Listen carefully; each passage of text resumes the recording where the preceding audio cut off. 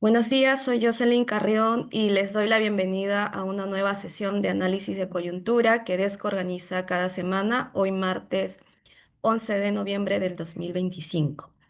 En esta sesión vamos a conversar sobre economías ilegales y crimen organizado en el Perú. Para ello hemos invitado a Nicolás Ceballos, él es criminólogo y estratega de Asuntos Públicos con más de 20 años de experiencia, enfocado en la gestión del crimen y la violencia en América Latina. Tiene un máster en Ciencia Política y Gobierno por la Pontificia Universidad Católica del Perú y máster en Criminología Política Criminal y Sociología Jurídico Penal por la Universidad de Barcelona. Ha liderado casi un centenar de proyectos para el sector público, el sector privado y agencias internacionales, especializándose en el diseño de políticas y el posicionamiento de narrativas estratégicas para el control del delito.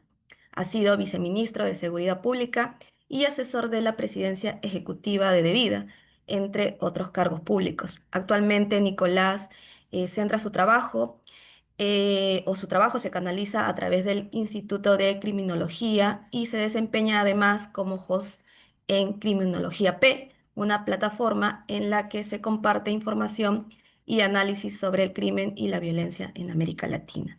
Muchas gracias, Nicolás, por acompañarnos. Te dejo en el uso de la palabra por 30 a 40 minutos. Vale, perfecto. Muchas gracias por la invitación.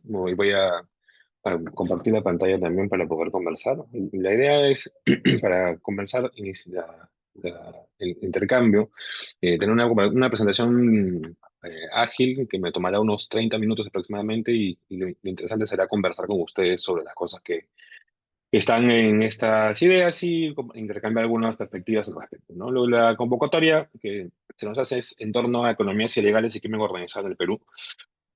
Hay que partir de una premisa: este problema no es un problema solo peruano, es un problema global. Tampoco es solamente regional, no es solamente América Latina la que está en problemas en esos asuntos, sino la escala de la situación es una escala planetaria. Eh, en todo el mundo existen economías ilegales, en todo el mundo existe crimen organizado, en todo el mundo existen mercados ilegales.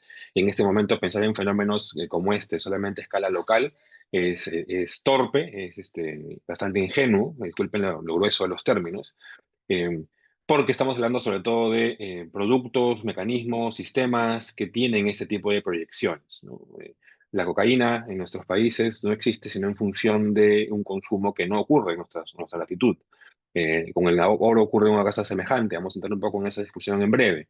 Eh, claro que efectivamente en el recorrido de estos productos a nivel global esto tiene variaciones y genera impactos particulares en cada contexto, pero no es posible mirarlo sino a partir de la escala general. Eh, y de hecho eso nos lleva un poco a la discusión de ahora. Hay una conexión que nosotros siempre hacemos entre tres niveles, ¿no? Tenemos un escenario muy complejo de violencia en la región, en América Latina. La mitad de los homicidios en América Latina se relacionan con el crimen organizado y de hecho, como punto, como previo, la tercera parte de los homicidios del mundo ocurren en América Latina. Es un asunto muy, muy importante. Entonces tenemos un escenario de amplia violencia en expansión, lamentablemente, en nuestra región. Y tiene mucho que ver con la presencia y expansión también de las redes criminales organizadas, sobre todo estructuras criminales de diferentes formas y modalidades, ¿no? Los datos te sugieren que en 22, 75 países de la región el crimen organizado ha crecido, se va expandiendo progresivamente. El Perú se encuentra en el puesto, lamentablemente, número 10, es un ranking hecho el 23 por la Iniciativa Global contra el Crimen Organizado. Hay países que han crecido bastante, otros han retrocedido también en esa discusión, pero el Perú mantiene una tendencia creciente, lamentablemente. Y esto tiene un impacto directo, severo sobre la agenda de crecimiento y desarrollo de nuestros países. Las estimaciones del Banco Mundial y del BID señalan que en América Latina la inseguridad costó el 3,44% del PBI. En Perú, por ejemplo, el MEF señaló hace poco más de un mes que el Perú pierde cerca de 19 mil millones, casi 20 mil millones de soles al año por materia de inseguridad. Si uno mira el gasto del sector privado para protegerse del sicariato, de la extorsión, lo que se gasta aproximadamente oscila entre 10 mil y 12 mil millones de soles al año en comprar seguridad para poder protegerse. Y eso pues redunda en nuestra competitividad, redunda en la generación de empleo, en muchos elementos vinculados a nuestro desarrollo. Y eso tiene mucho que ver como principal atractivo y principal motivador una enorme capa de mercados ilegales que generan mucho incentivo, ¿no? Hoy día tenemos en el Perú tanta capacidad de producir cocaína como hace 30 años, ¿no? Han pasado 3 décadas de lucha contra las drogas, han habido resultados interesantes en algún momento, se logró reducir la frontera agrícola de la coca ilegal destinada a la producción de cocaína, pero en los últimos 5 o 7 años eso volvió nuevamente a dispararse. Después de la pandemia esa tendencia creció relativamente, si bien se señala que en los últimos 3 años ha habido una reducción progresiva de esa superficie, nos encontramos igual con capacidad de producir cocaína como lo hacíamos en el 97, 98. Es un retroceso significativo, pero es un retroceso que además se refleja en toda la región, ¿no? Colombia no es excepción a eso, los datos en Bolivia no son muy conocidos. Colombia lidera por largo esa capacidad productiva, pero tiene mucho que ver con la demanda global de este producto, ¿no? En el caso del oro, la mitad del oro que exportamos no tiene un origen oficial, viene de fuentes entre informales e ilegales, dato de tendencia es que esto además se va incrementando progresivamente. Y además, si contabilizamos los 4 mercados ilegales más relevantes en el Perú: cocaína, oro, madera y contrabando, esos 4 como los más dinámicos, digamos, sin perjuicio de los otros que hay disponibles, movilizan solamente a partir de sus ventas aproximadamente entre 7.5 mil millones de dólares anuales. Solamente a partir de las ventas de sus productos, ¿ah? Porque lo que hay que pensar es que en su recorrido ellos van dejando una estela de actividades económicas que también generan, dinamizan la economía local y sobre todo y que también es parte pues, de esos circuitos ilegales. Entonces, ese es un asunto clave. Lo que entendemos entonces en esa escala de la discusión es que hay mucha violencia. Esta violencia tiene como protagonistas a las organizaciones criminales, y esas organizaciones criminales encuentran un incentivo importante en nuestra región, en los mercados ilegales. Y hay que tener nuestra posición respecto a esto no es que no es que el crimen organizado dinamice o haga más dinámica los mercados ilegales, es lamentablemente a la inversa. Es estos enormes incentivos en torno a las actividades ilegales, esta enorme rentabilidad en torno a los mercados ilegales, lo que hace que estos redes criminales se organicen, estructuren, se fortalezcan para poder dedicarse de forma sistemática a ese tipo de prácticas. ¿Eso puede tener impacto en que es más dinámico ese mercado? Sí, posiblemente, pero si se trata un poco del orden de los factores, si no fuese rentable el mercado ilegal, si no fuese rentable la producción de estos commodities, no tendríamos actores criminales involucrados en esas actividades. No es al inverso. El crimen organizado no tiene tanta capacidad de generar mercado, tiene tanta capacidad de generar demanda. En el oro la demanda depende mucho de los precios en bolsa, ¿no? Por ejemplo. Entonces, ahí no es que el crimen organizado pueda incidir para que los precios en bolsa cambien y de pronto eso los beneficie. No, eso es bastante ligero. De hecho, su producción podría incluso afectar el precio por la amplia disponibilidad del producto. Y en todo caso, aquí lo que hay que tener en consideración es que esta amplitud este crecimiento, esta amplia demanda de los commodities globales controlados, ojo, con la madera ocurre una cosa muy semejante, es la que termina siendo un driver gigante, importante para este tipo de prácticas delictivas. Hay que otros factores más que un poco vamos a entrar ahora a conversar, pero debemos tener en perspectiva, al menos desde nuestra posición, que ese es el ritmo de las cosas en las que estamos involucrados, ¿no? Entonces, la gran pregunta es, ¿qué factores de oportunidad permiten que esas economías ilegales en el Perú se configuren? Ahora, este análisis es extrapolable a la región, pero vamos a entrar un poco en particular al caso peruano. Y aquí hago una pequeña pausa. Nuestra discusión no es una discusión estructural, ¿sí? Los factores tipo pobreza, inequidad, o en algunos casos que algunos utilizan esos factores culturales, no les restamos valor de importancia, ojo, porque son base de cómo se configuran los factores de oportunidad, ¿no? Pero es difícil estructurar o definir una relación causal directa entre esos factores estructurales y, y la existencia o no de estos mercados. ¿Hay un vínculo, hay una relación? Sí, significativa, definitivamente la hay, pero en términos causales directos es difícil establecer una relación específica. Lo señalamos ¿por qué? Porque muchas veces la lógica de intervención en función de estos mercados trata de ser en función de lo estructural, insisto, no deja de ser relevante, pero su posibilidad de transformación inmediata es bastante reducida, porque sus posibilidades, ustedes son expertos en estos temas de desarrollo, sus posibilidades de transformación son de largo plazo, no van a cambiar mañana. Entonces, la capacidad de poder, a partir de esas intervenciones, tener una transformación rápida, ágil de estos fenómenos delictivos, es bastante reducida, porque además depende de múltiples factores asociados a esto. Con esto, insisto, no quiero decir que no sean relevantes. Ojo, de hecho, sí es relevante para su sostenibilidad, pero no es la vía inmediata en función de que no es la relación causal, no es el factor causal inmediato. Lo que se suele usar en esas discusiones, y sobre todo desde la criminología, es ¿por qué aquí? Porque ¿qué elementos hace que aquí hay una oportunidad adecuada, ¿no? Francisco Tume, un economista colombiano que ha estudiado mucho tiempo el narcotráfico en Colombia y en América Latina, habla pues de que las redes criminales lo que buscan son ventajas competitivas, ¿no? Oportunidades diferenciales, y circulan pues la región buscando lugares donde es más rentable, donde es más rentable, más viable poder en práctica sus actividades criminales. Eso explica mucho el flujo de cómo va mutando, moviéndose la criminalidad por América Latina o por el mundo en general.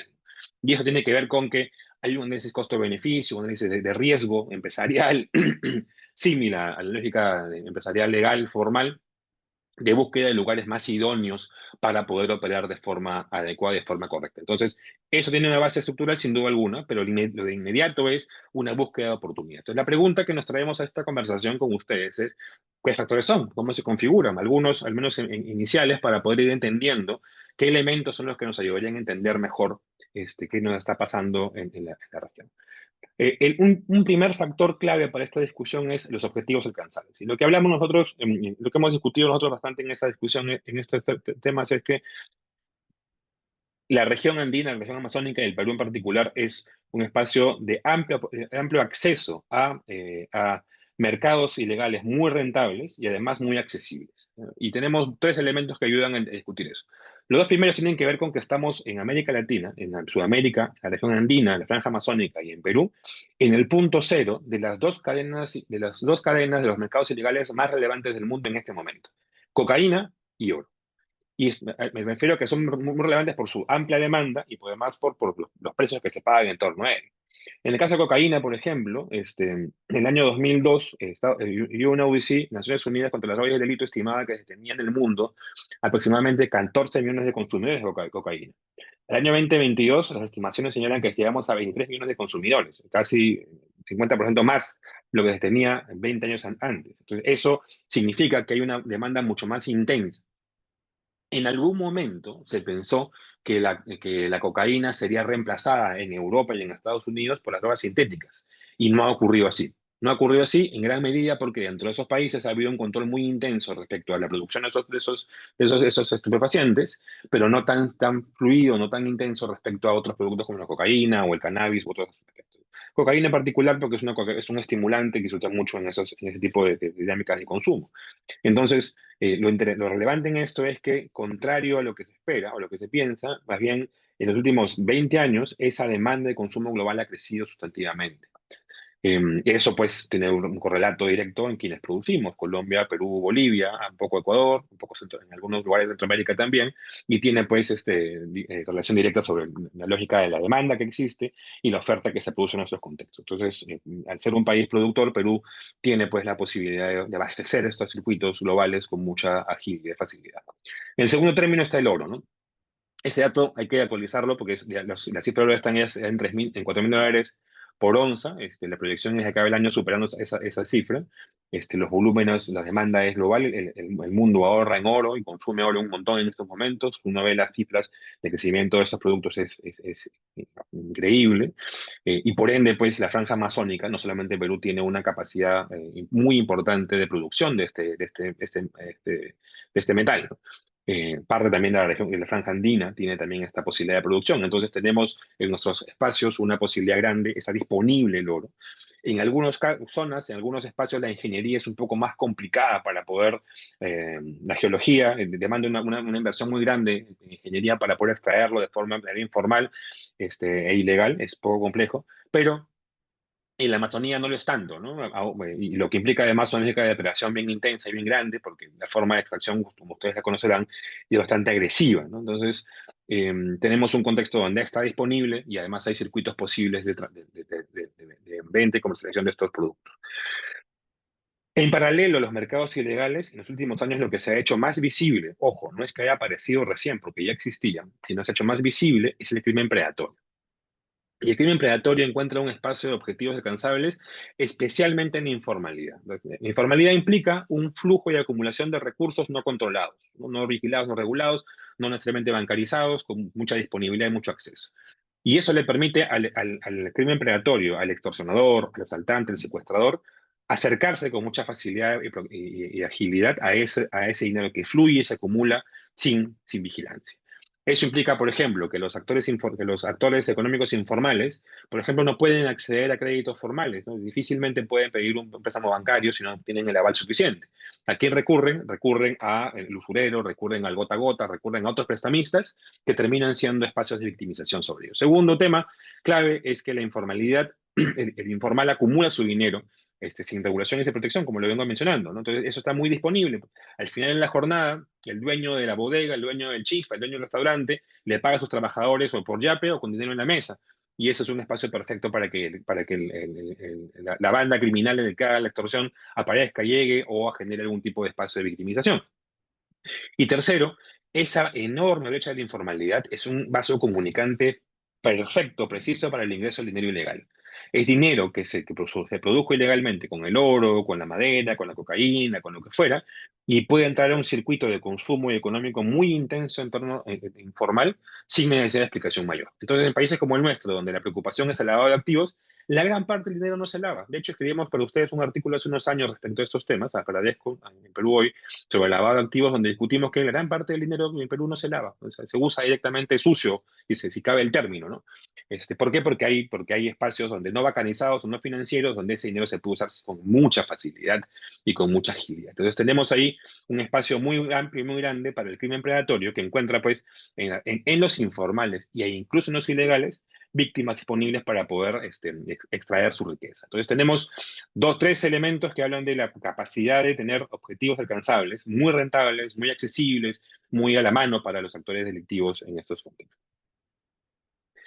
El segundo elemento como factor de oportunidad tiene que ver con entender cómo se estructuran los actores motivados, los sujetos que quieren delinquir, ¿no? Ya tenemos una oportunidad. Hay oro, hay cocaína, hay informalidad, hay plata que surge. Ya, perfecto. Entonces yo como actor motivado entro al escenario y digo, acá hay una oportunidad económica porque el objetivo es disponible y es rentable.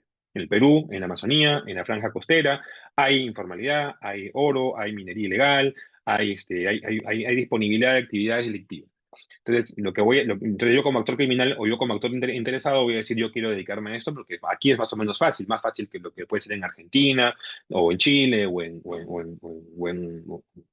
iba a decir Brasil, pero en Brasil también es igual de complicado, y en otro país donde no hay esas oportunidades, digamos, disponibles, ¿no? Entonces, los actores criminales que encontramos en este momento son bastante diferentes a lo que pensamos que era a la historia que tenemos, ¿no? Yo siempre decimos esta analogía, un poco en broma, un poco en serio. El patrón del mal en este momento existe en Netflix y punto, y punto.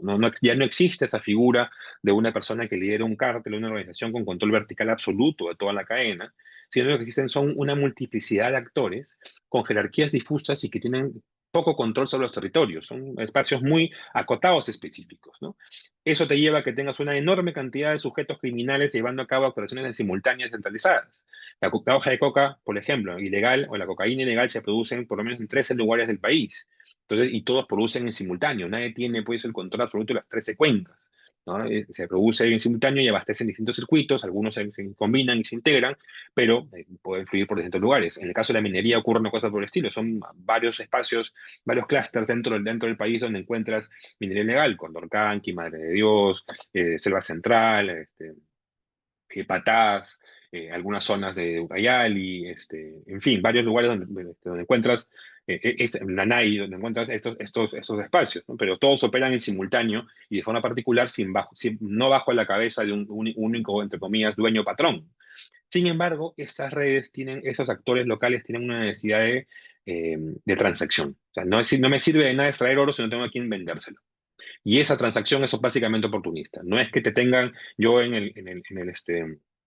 el padrón o en la planilla de la organización, sino que yo como comprador internacional vengo al Perú y digo, oye, ¿quién está vendiendo oro? ¿Quién tiene disponible oro rápido? Y lo puedo comprar a varias personas o un agente que se encarga de comprarle a varias personas que la copia y lo va a vender. Eso es bien interesante porque tienes un sistema muy disperso y complejo de actores que se dedican a cosas muy específicas, a los insumos, al transporte, a la extracción, a la draga, a la máquina, a la línea amarilla, a cuestiones puntuales para que el mercado funcione y la dinámica se movilice.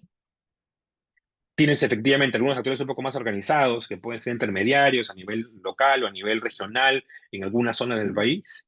Tienes, sí, operadores regionales relevantes, como el primer comando de la capital, como el comando de Bermelo, como los ecuatorianos, los colombianos, que tienen presencia y son a veces sobrerepresentados en su capacidad de acción.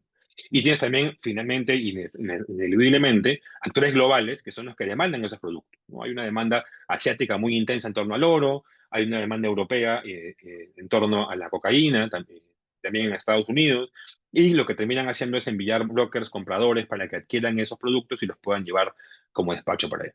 Pero esto funciona como funciona cualquier otra empresa transnacional, ¿no? O sea, ustedes no van a ver a Amazon poniendo en el Perú una sucursal gigante, pero sí van a tener pues algún almacén o algún comprador que lo que va a hacer es mandar ver si los productos peruanos pueden venderse por su plataforma en Amazon y comerciarse en todo el mundo, ¿no? No hace falta pues, que se genere una sede sucursal en el Perú, porque se puede hacer de sus cuarteles en Estados Unidos, donde estuviese, y de ahí hacer el control en la vigilancia y regulación para que los productos fluyan adecuadamente. Eso no quita que haya actores criminales relevantes, ojo, significa que o sea, sí los hay. Y no es quitarle mérito ni importancia al primer comando de la capital, al comando Bermelo, que son tan mentados, sino entender que todo eso funciona gracias a un enorme sistema de actores criminales, ¿sí? Donde la posibilidad de desarticular a uno implica que el otro tiene todavía un espacio para poder transaccionar y para poder operar. Eso es muy relevante. ¿Por qué? Porque lo que en su momento, en los 90, 80, se pensaba que era importante, que eran los objetivos de alta valor y desarticular un cártel, y al controlar un cártel, tú cerrabas toda una línea de flujo de la cocaína o de lo que fuera hacia Estados Unidos o Colombia, hoy no alcanza. Hoy no alcanza. Tú desarticulas una estructura criminal y te quedan 50 disponibles. Tú desarticulas un núcleo, una base, una organización, un centro, y te quedan otros 25. Tú desarmas a una organización grande, por ejemplo, pasó en Trujillo, y esa organización se capturó a sus cabecillas, y esa organización tiene 5 lugartenientes que están interesados en ser los nuevos cabecillas, se pelean entre ellos y terminan pues operando como 4 o 5 naciones más. Entonces, la cabeza de la hidra terminan creciendo nuevamente y se multiplican además, ¿no? Entonces, ese es el problema de pensar que la lógica es solamente vertical y a veces sobre representar algunas estructuras que son relevantes, pero no pensar que la base de la pirámide, un término además económico bien particular en esta discusión, está compuesta por una enorme multiplicidad de sujetos dedicados a pequeños fragmentos de esos circuitos. Pero honestamente, así funciona casi toda la economía global en este momento, ¿no? Entonces, muchos productos se producen a ese nivel, a esa escala, y van abasteciendo mercados globales progresivamente hasta sumar y dependiendo mucho de la dinámica del consumo. Finalmente, ocurre mucho en nuestro país, y este término me ha costado un poco algunas tensiones con algunas personas, que son finalmente emprendimientos criminales. Y cuando uno voltea a ver las estructuras locales, sobre todo cómo funcionan, son grupos familiares dedicados a esas actividades. Muy en semejanza con lo que ocurre con otras actividades económicas informales y también formales, un tema que además ustedes de seguro conocen en profundidad bastante bien. Entonces, a veces lo que nos termina ocurriendo en esos análisis es que exotizamos el fenómeno criminal y queremos que se parezca a lo que vemos en Netflix, y en la realidad se parece mucho más a lo que ocurre de forma cotidiana y regular en nuestro entorno. Y de hecho, termina siendo una explicación mucho más lógica esa que la enorme estructura criminal que llega pues en 15, en 5 de Hilux, con todos armados hasta los dientes, que existe, de hecho existe en algunos contextos, y se parece mucho más al el emprendedor que está tratando de hacer un negocio y colocando algo. Sumando además a eso una lógica de diversificación bien interesante. Hoy, ninguna estructura criminal de ningún nivel se dedica a solo una cosa, ni siquiera en México. En México conversamos con varios colegas y nos dicen lo que era el cártel de Sinaloa, la Jalisco Nueva Generación, dedicado al narcotráfico para meter cocaína a Estados Unidos, hoy se dedica a contrabandear paltas, a robar combustible, a la extorsión. Se dedica a múltiples cosas porque lo que han terminado entendiendo es que el objetivo es generar rentabilidad a partir de cualquier actividad delictiva. Nuevamente, enfoques de emprendimiento y rentabilidad económica. Eso es un sentido, y si tienen el poder que tienen, podrían ampliar su base de actividades delictivas fácilmente. Ocurre también en el Perú, ocurre también con esas estructuras que no se dedican solamente a un tema. Importante esto, porque esto es lo complejo. Nuestros sistemas no están pensados para perseguir ese tipo de redes, sino para perseguir grandes estructuras que son las menos en el sistema contemporáneo. Y a esto hay que sumarle además, como tercer elemento, la capacidad de la vigilancia, ¿no? Y la vigilancia en nuestro contexto es bastante ineficaz. Entonces, un poco para cerrar la idea, hay tres elementos que son los factores de oportunidad: objetivos alcanzables, actores motivados y la vigilancia, que es el control que se puede ejercer sobre estos temas, ¿no? Y en el Perú la vigilancia es ineficaz, precaria, performativa y permeable. Esas cuatro cosas son elementos básicos para poder entender esto. Incluso la mano dura se performa, ¿sí? Porque estamos llenos de normas que son supuestamente muy duras, muy intensas, muy agresivas contra la criminalidad, pero casi no hay nadie perseguido, sentenciado por eso. Se aprobó hace unos meses la prohibición de una norma que ponía 35 años a quienes robaban en moto y generaban daño. No hay dos sentenciados hasta el momento sobre el tema, ¿no? Entonces, suena la grandilocuencia y los maximalismos son grandes en esos contextos, pero en la práctica no hay, incluso eso se performa, ¿no? Hay que tener además que tenemos un contexto donde las brechas operativas son gigantescas, ¿no? Yo uso mucho este ejemplo porque es el más cercano a nosotros como ciudadanos, ¿no? 9 de cada 10 policías que patrullan en la ciudad no cuentan con una radio, se comunican por su celular. Entonces, si hay una emergencia, no tienen cómo llegar si no les llega el mensaje por WhatsApp. El día que llegue el temblor y se caigan las redes de telefonía, 9 de cada 10 policías no van a saber qué hacer porque no van a poder recibir ningún mensaje de su comando. Y eso es crítico. Conversábamos con un colega hace unas semanas sobre lo que implica esto, sobre todo en zonas rurales, ¿no? Y lo que me decía es complicado porque si tú en la zona rural no tienes una radio, dependes de que tu teléfono tenga señal. Y a veces lo que termina ocurriendo es que tienes que bajar al pueblo, estás patrullando y tienes que bajar al pueblo, buscar señal o jugar así con el teléfono al aire, como seguro muchos de ustedes lo han hecho cuando han estado en el campo, buscando señal para poder llamar por una emergencia. ¿Qué pasa si tienes una emergencia? Si de pronto ves que pasa pues, un grupo de actores criminales, tienes que llamar rápidamente al soporte para tener atención. O tienes o a un ataque, tienes que responder. No puedes hacerlo porque no dispones de radios para poder hacerlo efectivamente. Entonces, ¿cómo puedes tener una respuesta rápida y ágil ante estos problemas si no dispones de los elementos mínimos? Eso se extiende también a armamento, chalecos, vehículos, telecomunicaciones y demás asuntos que hace pues que sea casi imposible la respuesta ágil, ¿no?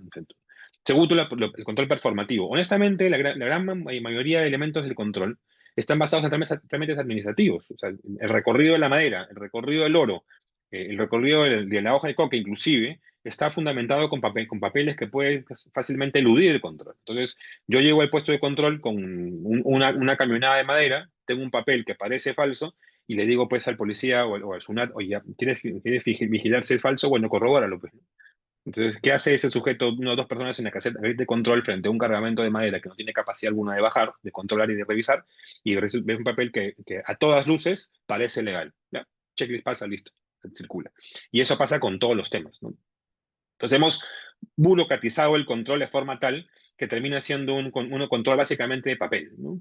Entonces eso es un asunto serio porque al final del año todas las agencias reportan que han cumplido con su misión de controlar los papeles, pero el flujo de actividades ilegales se mantiene bastante activo, digamos, en las cosas donde opera. Tercer elemento, hay una limitación enorme en competencias institucionales, ¿no? Las normas que se han aprobado recientemente en torno a algunos mecanismos procesales han limitado la capacidad de acción en torno a prisión preventiva, colaboración eficaz, control de insumos, de dinamita, explosivos y demás temas, que hacen pues que sea mucho más difícil la persecución y ejecución inmediata. Ahora, también hay que reconocer que no es que antes hayamos vivido en el paraíso, o sea, no es que haya sido mucho mejor antes. Ahora se han limitado las capacidades bastante, sí, efectivamente, pero eran limitaciones que ya existían antes. Toda esa pugna, por ejemplo, entre policía y fiscalía respecto a cómo se conduce la investigación, más allá de que tenga razón uno, tenga razón el otro. El tema es que tienes a dos agencias que son centrales en esta discusión, que no tienen capacidad de integración, que no han tenido capacidad de integración ágil para responder a un tema prioritario. Entonces tienes un problema serio para poder definir a quién le corresponde qué, ¿no? Entonces, además a eso después de superposición de las competencias entre el gobierno regional y nacional respecto a emisión de licencias, permisos y demás asuntos, que hace que el tema sea mucho más complicado. Hay que sumarle a esto la laxitud de algunas definiciones jurídico-administrativas. Y aquí sí me quiero quedar en el REINFO. El REINFO, si bien tuvo un objetivo interesante al principio, ya claramente hoy día funciona como patente de corso para la ilegalidad es aprovechado por los ilegales. Que los informales sea necesario un mecanismo de formalización para ellos no es un asunto a negar, o sea, es un asunto que hay que reconocer y es un asunto sumamente importante. Pero en la práctica ahora el interés en torno al REIN fue básicamente para poder seguir dándole espacio a que la ilegalidad pueda aprovechar esa informalidad para pantallar sus operaciones y seguir funcionando. O sea, lamentablemente no hay mucho más en torno a ello, lo cual demanda pues, un debate mucho más intenso. Pero ahorita lo complicado es que tenemos esa herramienta. Y como esa herramienta tenemos varias herramientas más en torno a otros productos controlados que requieren algún tipo de discusión y repensar en función de no servir pues como un espacio de laxitud en la definición para poder hacer efectivo el control de la vigilancia, ¿no? Y un punto más en eso tiene que ver también con la permeabilidad del Estado a los sectores criminales. Vamos a entrar también en algunos puntos sobre eso en un rato. Y aquí no hay que pensar en estricto. Nosotros somos ajenos a la discusión sobre la idea de captura del Estado. Captura del Estado significaría que un actor externo viene y lo toma por asalto. Y lo que estamos encontrando más bien es que ese actor es un actor que entra por varias rendijas, desde abajo, al medio y arriba. Entonces, eso en estricto no es tanto captura, ¿no? Sino es ya una lógica de participación activa del actor con intereses delictivos en la dinámica de funcionamiento del Estado. Es una discusión no pequeña, por cierto, pero que transforma la discusión porque no es una cosa de ponerle barreras simplemente al Estado para que no entre la gente criminal, sino de entender cómo puede ser tan permeable y todo tan ágil y cómo termina finalmente representando intereses de quienes son parte de la dinámica económica, socioeconómica del entorno donde se desarrolla. Entonces, si tienes comunidades enteras cuya vida, cuya economía, cuya política, cuya vida en comunidad está asociada a una actividad económica ilegal o un mercado ilegal, es casi imposible que esperes que esa comunidad no tenga una lógica de plasmación de intereses políticos en sus situaciones inmediatas. Entonces, en un distrito, en una región donde la minería ilegal es la actividad primaria, es evidente que los actores sociopolíticos van a tener interés asociados a esa actividad primaria, van a tener interés en tener control, presencia y espacio de participación ciudadana como lo tiene cualquier otro. Eso es lógico, ¿sí? Pero eso no es captura, pues. Eso no es captura.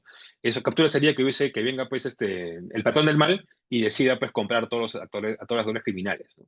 Ocurren fracciones, sí, pero el gran grueso no es así. El gran grueso es distinto. El gran grueso además es un tema de participación política de esas economías ilegales, lo cual lo hace más difícil a nuestro gusto, porque no es tan sencillo de trazar la línea de control y de vigilancia efectiva. Entonces, es un poco el panorama que tenemos en términos del control posible. Entonces, acá tienes un triángulo bastante complejo y perverso, ¿no? Perdón, me pasé. Entonces tienes, si hablamos del triángulo de oportunidad, tienes con objetivos alcanzables, tienes una alta rentabilidad, accesibilidad delictiva. Son objetivos muy disponibles, muy a la mano, entre la informalidad y los productos, los commodities globales más relevantes.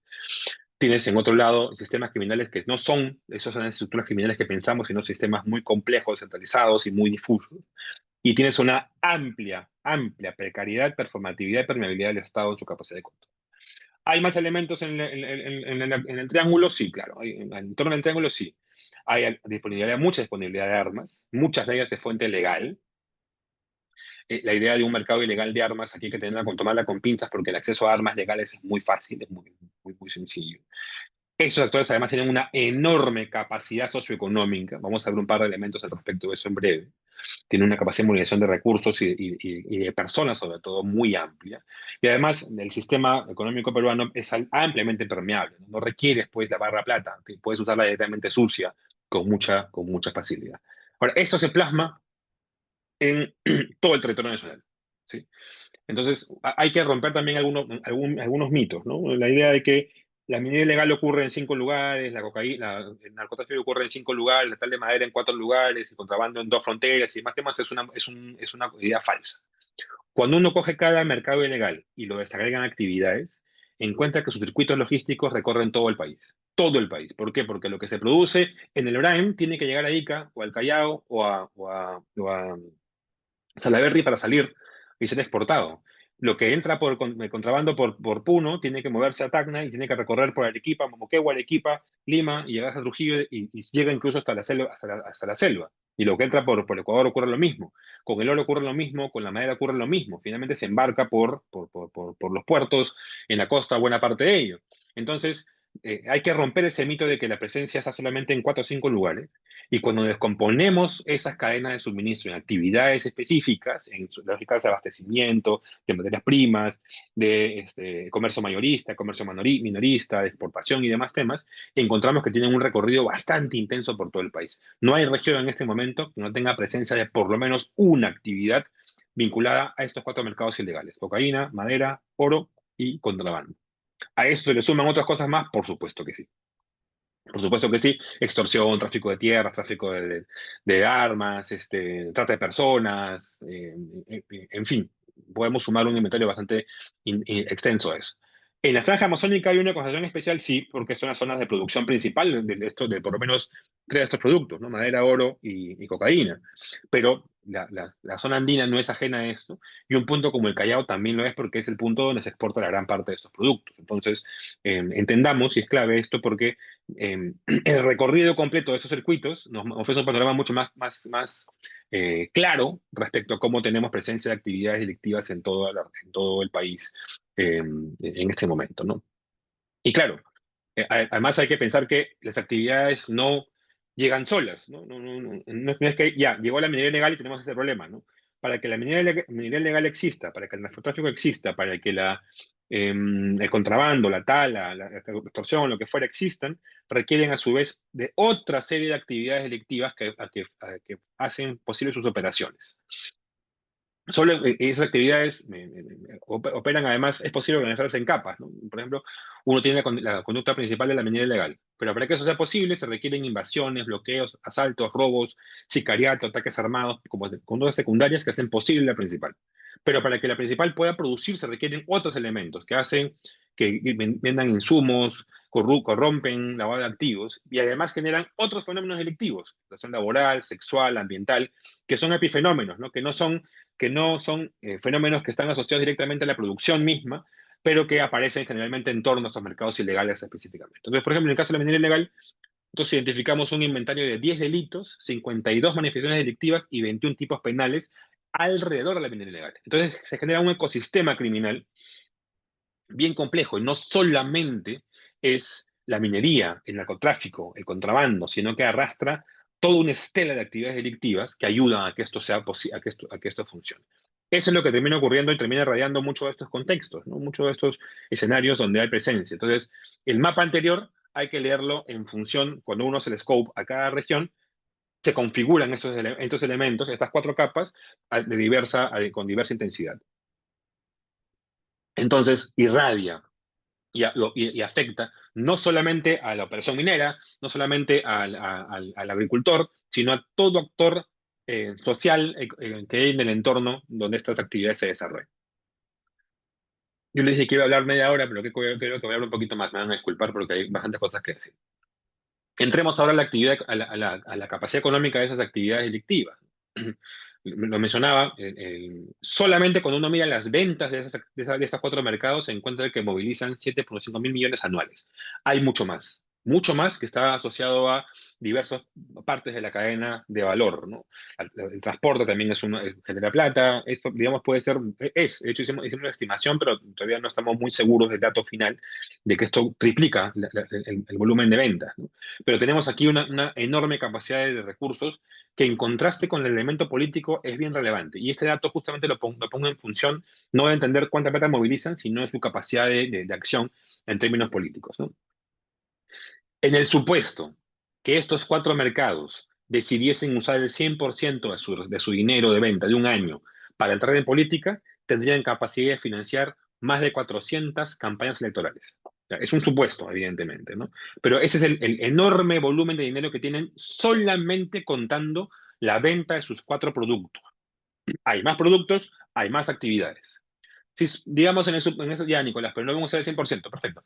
¿Qué usan el 1%? El 1% son 4 veces la campaña del 2016. Son 23 veces la campaña del 2010, del 2011. Son 57 veces la campaña campañas congresales. Son 51 veces campañas regionales. Entonces, el volumen es realmente gigante, realmente grande. Tienen demasiado dinero disponible para poder involucrarse en la actividad política electoral, sin contar que ya se involucran en la actividad política cotidiana, regular, en este momento, porque generan pues mecanismos de presión, de resistencia, de evasión del control en función de sus intereses económicos. Pero pensando de cara solamente a las elecciones, esta es más o menos una radiografía, un pantallazo inicial de su capacidad posible de acción. Pero frente a eso, el problema es que a esto hay que sumar además, perdónenme, no puse aquí el dato, pero me debería haberlo puesto. Estas cuatro actividades requieren para servicios directos e indirectos aproximadamente 1,4 millones de personas trabajando en diversas actividades y eventos de servicios directos, en los cultivos, extracción, transporte y demás temas. 1,4 millones de personas representa el 5% del padrón electoral. En algunas regiones, en algunas localidades, es más del 90%, ¿no? Eso es evidente. Entonces, tienen mucha plata, pero lo segundo que es relevante es que tienen a mucha gente interesada en que esto se mantenga. Con esto, por favor, no digo que sean 1,4 millones de criminales, ojo, pero sí es 1,4 millones de personas cuya vida o cuyo acceso a la economía depende de este tipo de actividades de forma directa e indirecta. Y eso es una base socioeconómica, sociopolítica muy fuerte, es capital social muy intenso de cara a una campaña electoral, efectivamente, ¿no? Este dinero tiene capacidad de amenazar además por lo menos 5 momentos de las elecciones de campaña electoral, ¿no? Y claro, uno lo mira, sobre todo quienes de ustedes han estado involucrados en política, en partidos políticos, uno dice, ya, cuando hablamos de esto, cuando hablamos de financiamiento de campañas, nos referimos a financiamiento de meetings, de spots publicitarios y demás temas.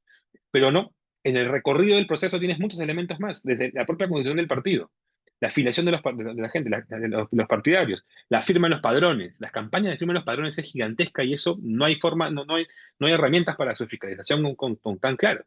Incluso después de la campaña, tú podrías, como actor criminal, ser astuto y decir, ¿para qué voy a financiar una campaña? Si mejor espero que gane Nicolás, pero cuando Nicolás gane, tocar a la puerta y decirle, oye, a partir de hoy día tú me perteneces, acá tienes 10 mil dólares mensuales o 50 mil dólares mensuales y vas a votar por mí. Se habla mucho de una bancada de la minería ilegal en el Congreso actualmente, ¿no? La pregunta es, ¿cuántos de ellos fueron realmente financiados al principio de sus campañas y cuántos fueron alquilados después de que adquirieron una curul? Es ir a lo seguro, ¿no? Entonces, hay un montón de momentos y rendijas en el proceso electoral en general, en el proceso político en general, que no son fiscalizables. El único responsable de responder por financiamiento es el partido político en función de actividades formales. Pero en un contexto donde casi todo es informal, hay un montón de temas, la gran mayoría, que hace falta reportar. Un colega hace unos meses, unas semanas me dijo, Nicolás, pero hemos peleado mucho por las herramientas. Bienvenido por las herramientas para poder apoyar que esto funcione. Pero también seamos realistas, el dinero que se tiene y la lógica de lo político trasciende las posibilidades de control y vigilancia de los controles formales. Lamentablemente es así. Entonces, tú hace 7 años, 10 años, cuando encontrabas una radio clandestina que se dedicaba a apoyar a un candidato, el MTC venía y la podía cerrar con cierta facilidad, dentro de todo cierta facilidad. Hoy, ¿cómo cierras a un TikToker que tiene 10 cuentas en Facebook? O a un influencer que tiene 20 cuentas en Kik. ¿Y cómo vigilas que la plata que le llegó para hablar en contra del candidato Nicolás o el candidato, o la candidata Molvina, venga de una fuente legal? No hay herramienta disponible para eso. Y eso es la forma regular en que ocurre. Ustedes bueno, la campaña de Pedro Castillo estuvo basada muy intensamente sobre medios de comunicación regionales. Y las dinámicas de los medios de comunicación regionales son muy complejas en torno a su financiamiento, su movilización, sus intereses y demás asuntos. Eso es un asunto que no hay regla ahorita disponible que permita vigilar que esa plata legal no ingrese a esas actividades políticas, ¿no? Escenarios de preocupación principales. Hay zonas importantes que nos interesa mirar, zonas donde hay operaciones relevantes, tanto de producción de comunidades controladas como de obras importantes en infraestructura urbana. En Callao hay unas obras bastante complejas. En algunas zonas del país también hay interés, sobre todo producción de cocaína, de minería ilegal y demás asuntos. Hay algunos sitios urbanos relevantes en el caso peruano. Los más relevantes, ojo, son los principales. Ojo, este mapa no es de todo lo que podría preocuparnos, sino lo que por lo menos debería tener una atención inicial para nosotros, ¿no? Chancay es un asunto muy complejo, no el puerto en sí, sino todo el perímetro, el entorno en el que se desarrolla. Trujillo es la ciudad más complicada en este momento. La Libertad tiene además mercados ilegales y tiene crimen predatorio muy intensamente. Lima y el Callao tiene también muchas dinámicas muy complicadas en varias zonas la ciudad. Las fronteras son escenarios bastante complicados, sobre todo por la capacidad de control y presencia del control en estas zonas. La frontera sur con Puno también es muy dinámica, porque además es un punto de movimiento de muchos productos, de ingresos y salida de muchos productos. Y hay puertos que son relevantes. La costa norte nos parece que va a ser un clúster relevante en los próximos años en torno a la cocaína principalmente, sobre todo con la presión que va a ejercer Ecuador, o que viene ejerciendo Ecuador sobre sus actores criminales que podrían discurrir sobre la zona. Ya hay reportes de su presencia en estos lugares, y Chancay, naturalmente, también puede ser un escenario. Si bien no el puerto en sí mismo, el entorno en el cual se desarrolla es un asunto también a mirar. ¿Qué es lo que ha venido pasando estas últimas semanas, ¿no? Frente a este escenario, el gobierno ha planteado medidas extraordinarias en el marco de replicar nuevamente un estado de emergencia, ¿no?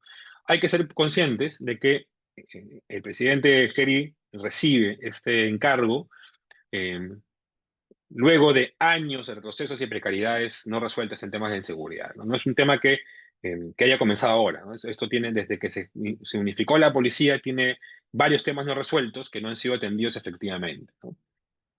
Las brechas ya las hemos mostrado rápidamente hace un momento, pero los últimos 4 años eso ni siquiera se ha mantenido igual, sino que se ha empeorado radicalmente porque ha habido muchas medidas de manipulación del sistema policial, enormes tensiones entre la policía y la fiscalía, mucha precariedad en el sistema penitenciario. Entonces, más bien han habido en estos 4 años mucho retroceso en las posibilidades de ampliar. Y además, todo el tema normativo que ya mencionamos, ¿no?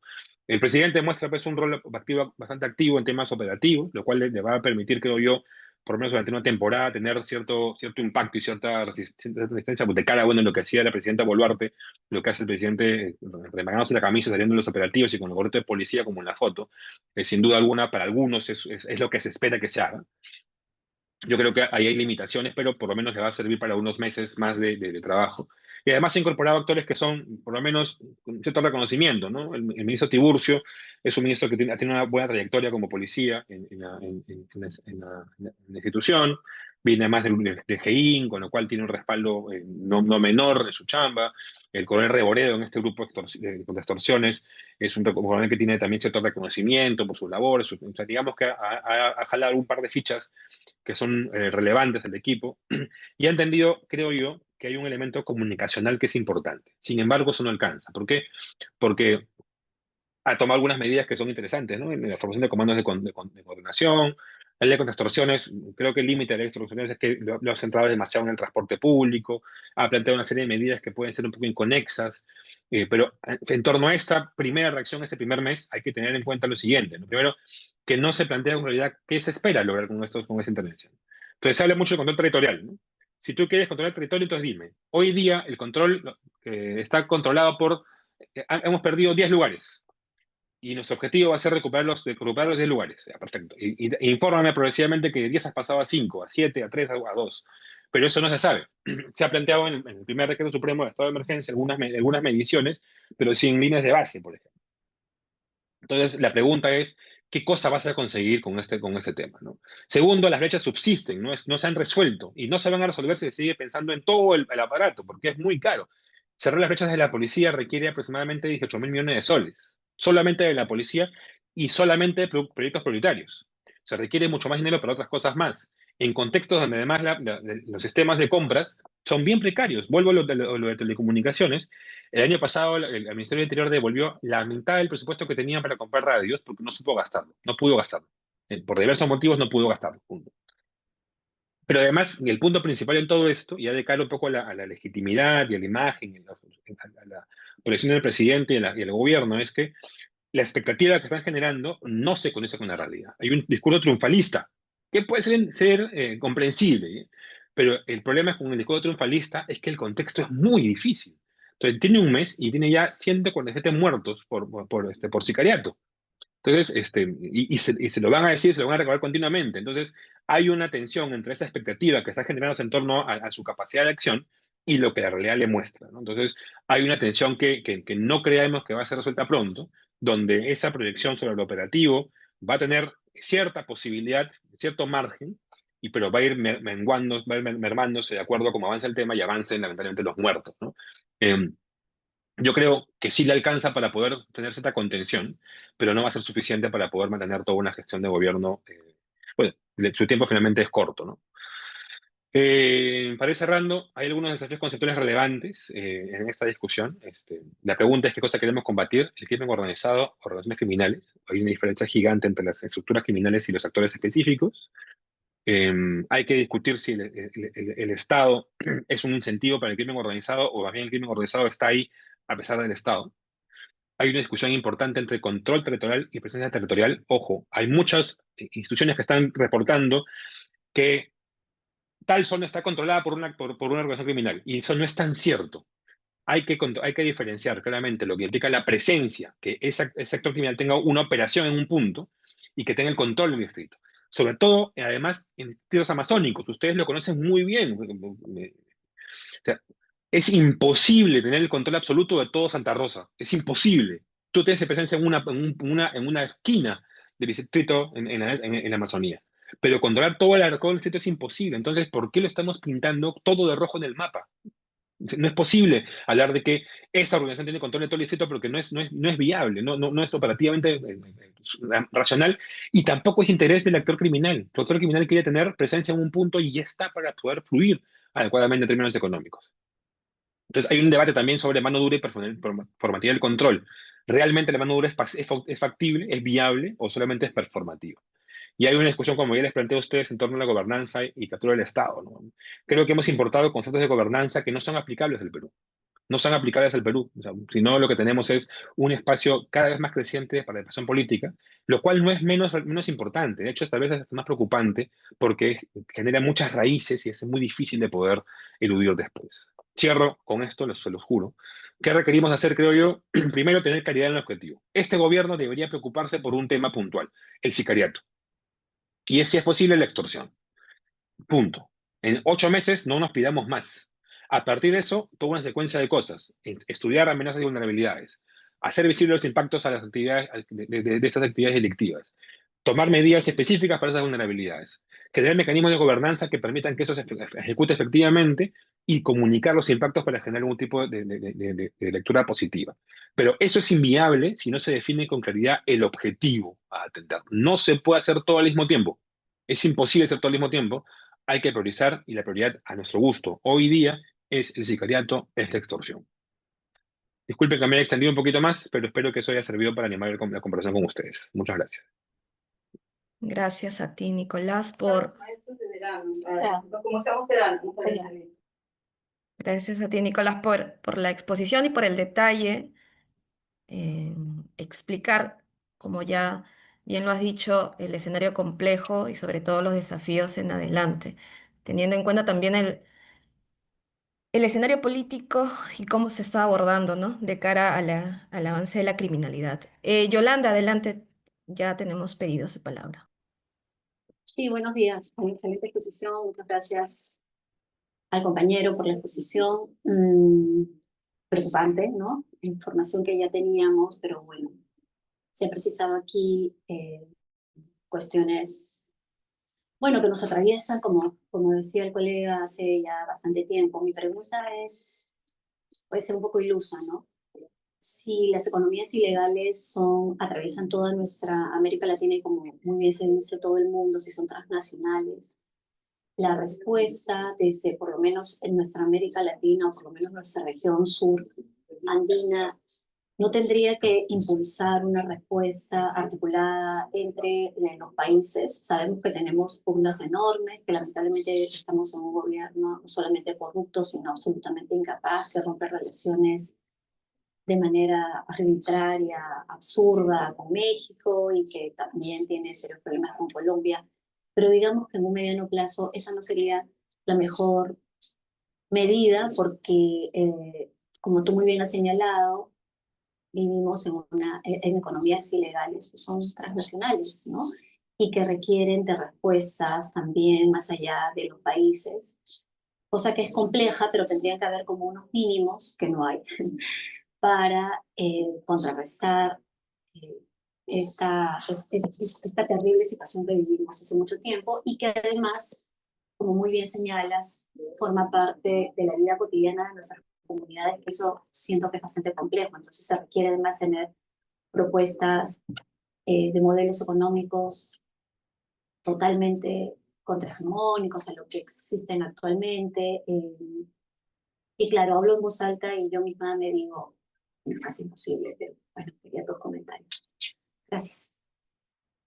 Gracias, Yolanda. Tenemos dos pedidos más. Recogemos estas, por favor, Nicolás, para que podamos tener una respuesta un poco más en conjunto. Gracias.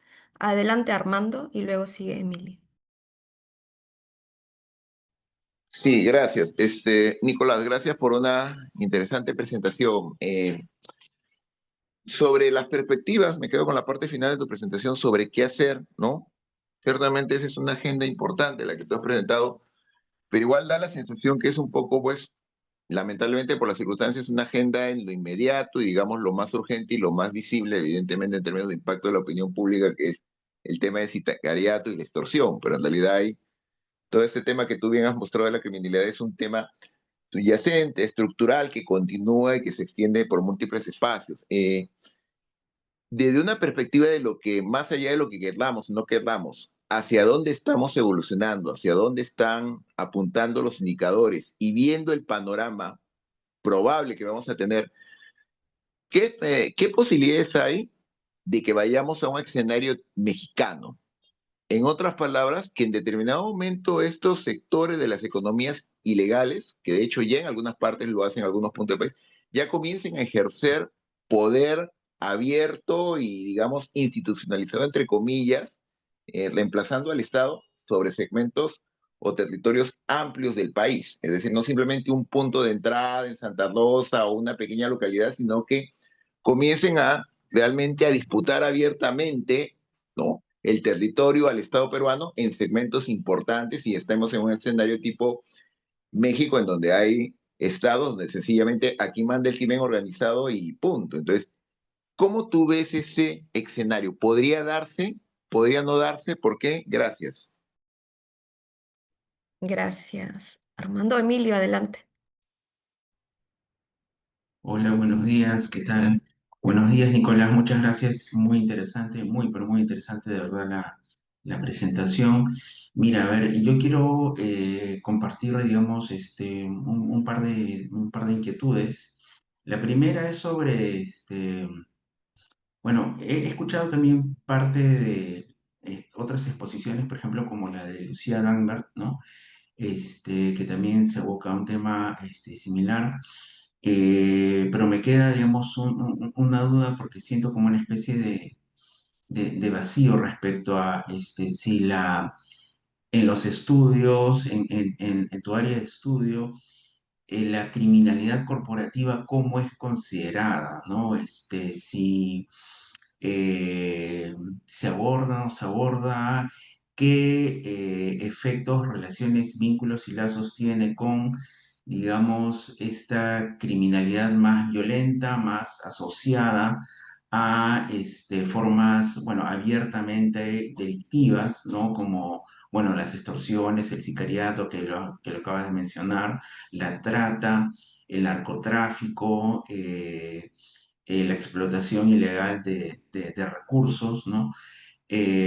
Porque resulta un tipo de criminalidad de acción también muy vinculada a la política, ¿no? Al ámbito del financiamiento, ¿no? De partidos, de campañas, ¿no?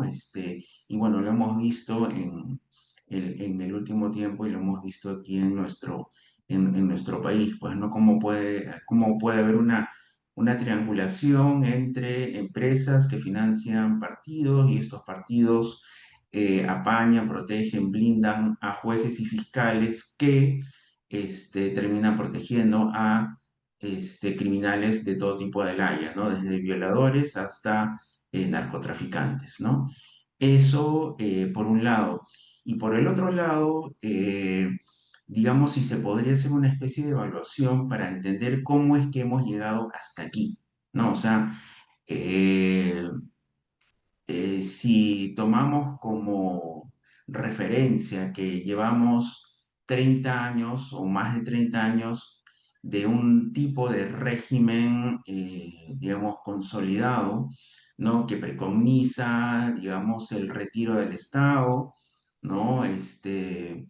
La liberalización de actividades, ¿no? Cómo ello ha incidido en la precarización de las mismas capacidades del Estado para poder combatir el crimen y que el Estado mismo sea penetrado, sea permeable a la influencia de actividades criminales, ¿no? Bueno, bien lo mencionabas, ¿no?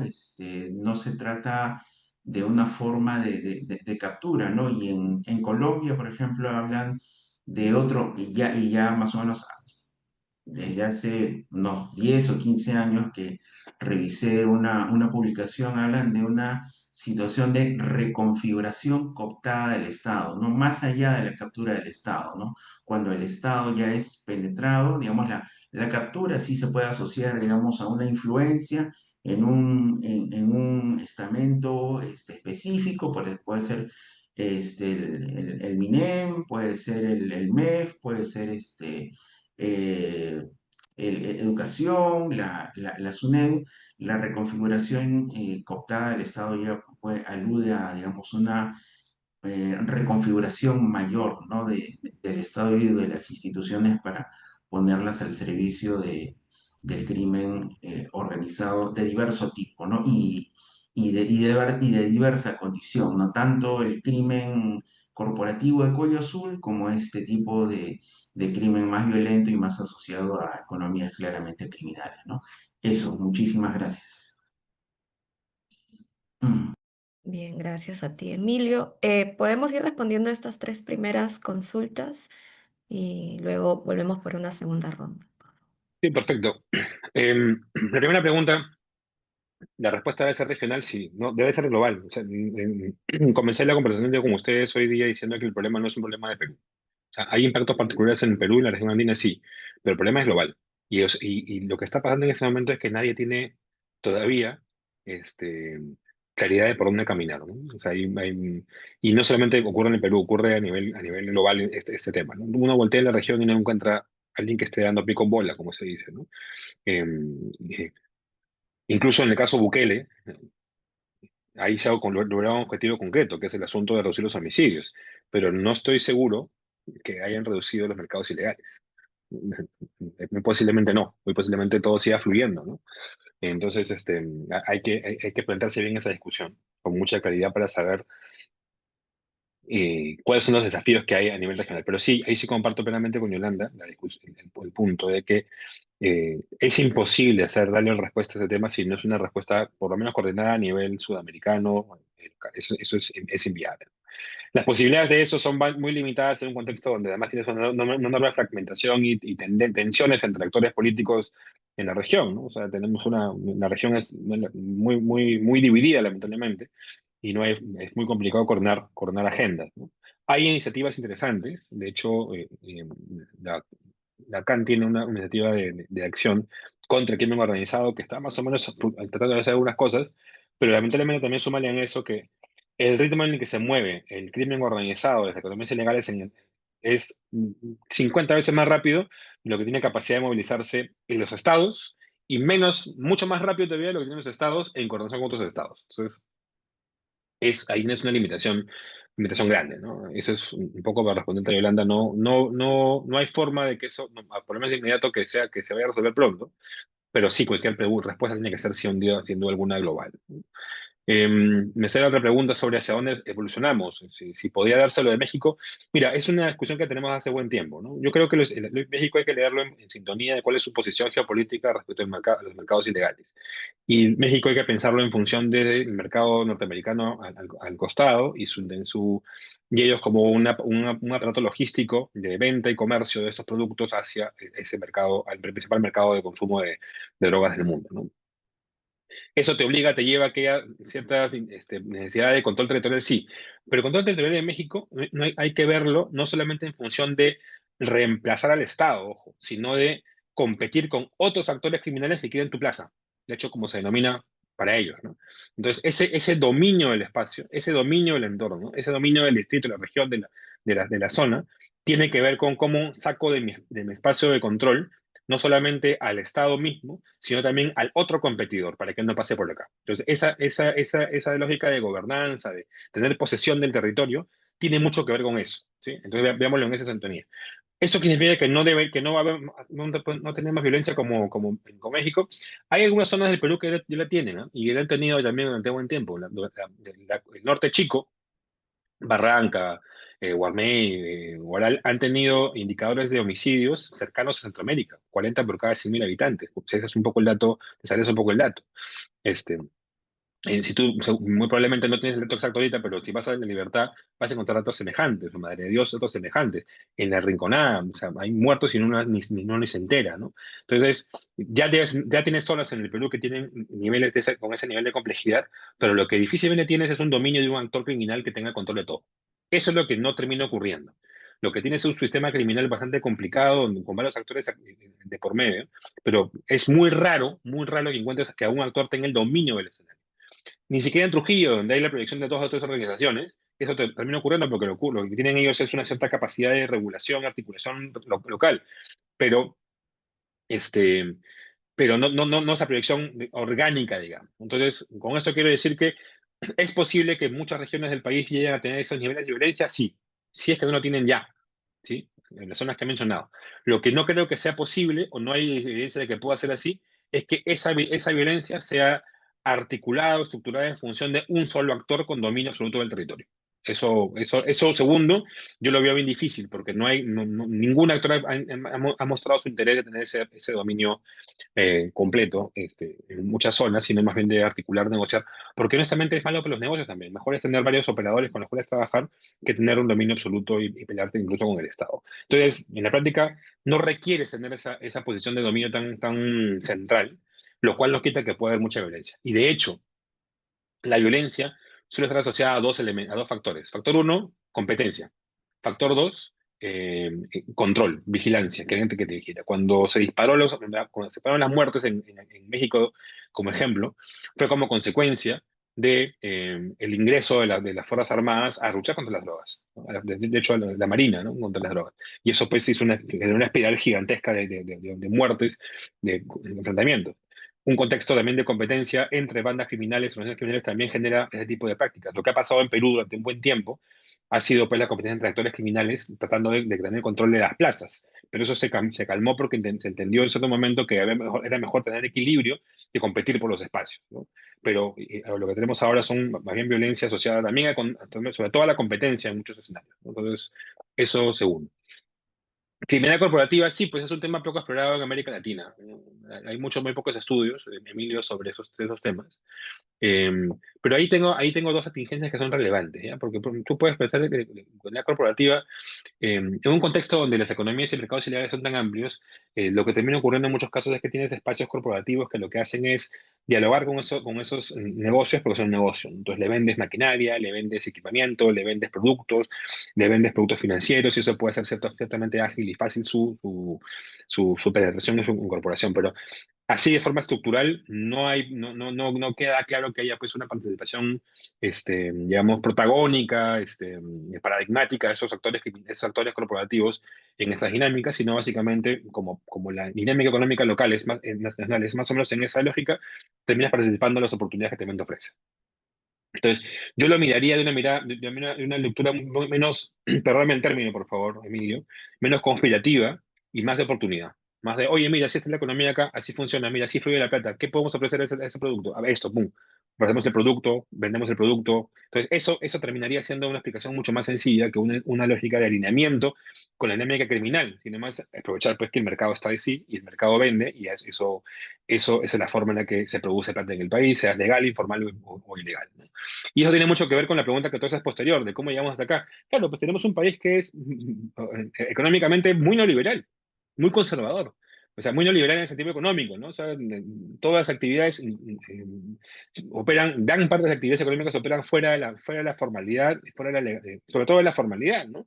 En pandemia, Todos conocemos a alguien que puso un pequeño negocio en Instagram para vender pan, para vender ropa, para vender cursos, para vender cosas.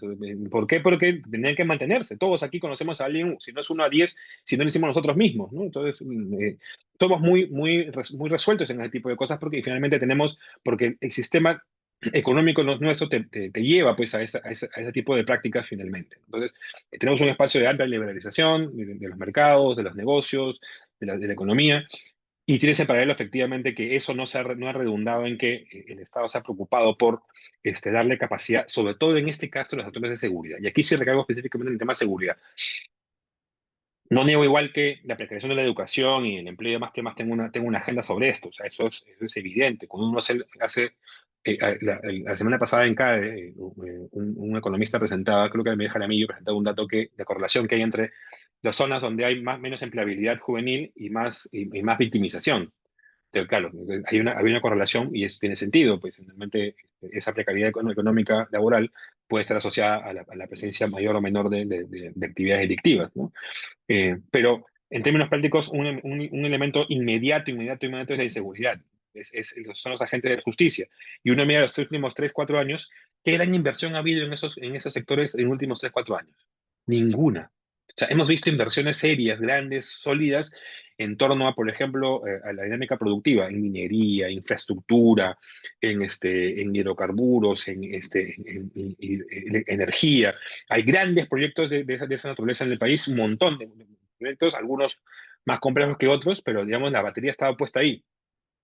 Pero si uno voltea a ver los últimos 30 años, ¿en qué se ha invertido en policía, en fiscalía, en poder judicial, en sistema penitenciario? Uno encuentra que nada. O sea, la inversión o el gasto público, el presupuesto para eso crece de forma inercial, como dicen los amigos del MEF, pero eso no se gasta como se debería gastar.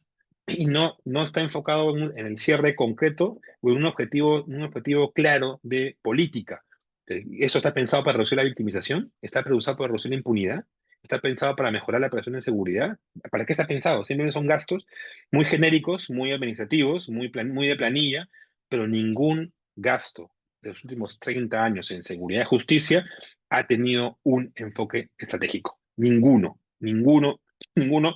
Puedo ser categórico al señalarlo. Todo han sido lamentablemente parches para cubrir cosas que se necesitaba hacer con urgencia.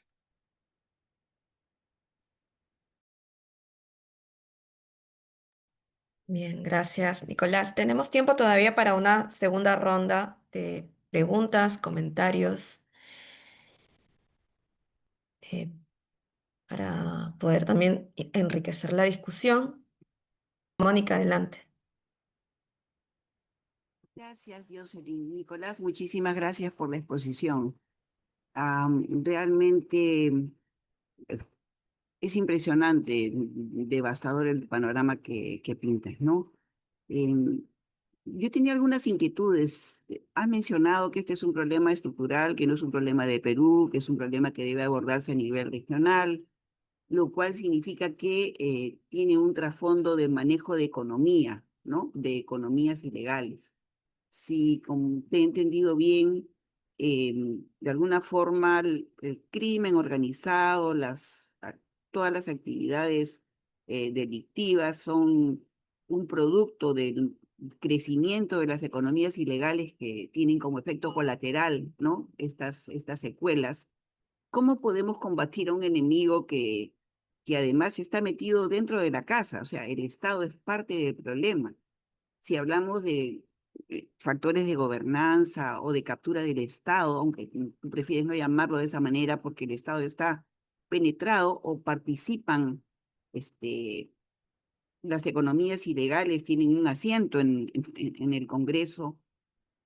O sea, ¿qué sentido tiene tener proyecciones de voy a atacar por aquí, tengo que, digamos que, potenciar los sistemas policiales o judiciales, cuando estás combatiendo un enemigo que tú mismo creas? Eso es bien perverso porque allí no le veo mucha salida, ¿no? ¿Qué podemos atacar? Digamos, esos efectos colaterales, pero ¿cómo nos remitimos a combatir las cuestiones centrales, que es el hecho de la existencia de estas economías ilegales? Eso tiene que ver muchísimo con con el modelo económico. Y eso es bastante más complicado. Ahí estamos hablando de problemas mayores, ¿no? Entonces aquí estamos condenados simplemente a combatir estas secuelas, solamente la extorsión, el sicariato, los asesinatos, estas formas violentas en las que desenlazan las operaciones de las economías ilegales, que como bien has dicho, no se circunscriben a un territorio específico, sino que irradian su campo de acción y sus efectos eh, a múltiples espacios porque todo está imbrincado. Entonces es bastante difícil, ¿no? ¿Por dónde es que tú coges el primer punto para resolver esto? O sea, empiezas resolviendo lo pequeño y cómo haces para ocuparte de esos grandes temas que son los que dan pie a la persistencia de estas economías ilegales. Eso es bien difícil. O sea, esto viene además muy asociado con la corrupción, ¿no? Que es un factor, yo creo que importantísimo que permea todo el espectro, no te voy a decir nacional, internacional. O sea, ¿cómo se hace con eso? Parece que estamos mordiéndonos la cola, ¿no? Yo, la verdad, no. A pesar de que nos presentas, ¿no? Por aquí hay salidas, por aquí podemos ir, hay que hacer esto.